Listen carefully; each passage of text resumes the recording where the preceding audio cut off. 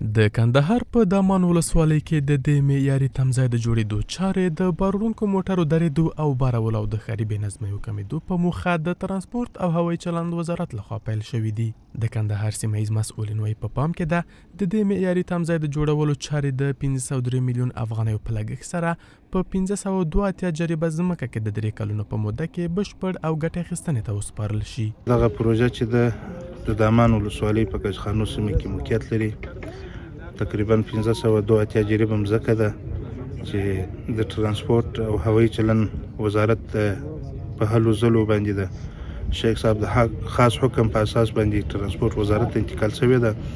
قرارداد ته وسپارل شوله د مشارکت عامل لري تقریبا 503 میلیون افغانۍ ته ځانګړې شوې ده چې په 2 کالو کې به دغه پروژه ان شاء الله بشپړ شي.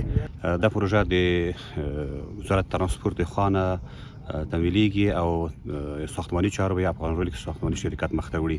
دغه پروژه تقریبا په 502 جریبه ځمکه کې جوړیږي چې په 3 فازو کې به ان شاء الله د تکمیلېږي او دا به د دې وخت 3 کاله ساختماني چارو په 3 کالو کې بشپړېږي.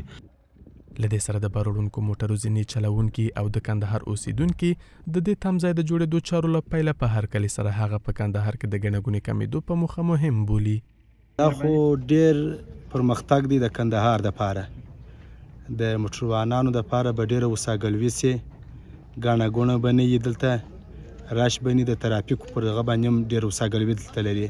دا خو د هر موټروان دپاره ډېره وساګلوي ده. دا غټ ترمینل دی، ټول وړونکي موټران به دلته درېږي، نو پر دا باندې دا ډېره کامیابه پروژه ده. دا خو ماشاءالله ډېر ښه پرمختګ دی چې شروع دی، ځکه دا زموږ موټران چې دي غټ موټران دي، نو په دا بازار مو یو څه سره کوچنی دي، سړکان یې کم دي، کم بره دي، نو بره یو څو سره په تکلیف یو.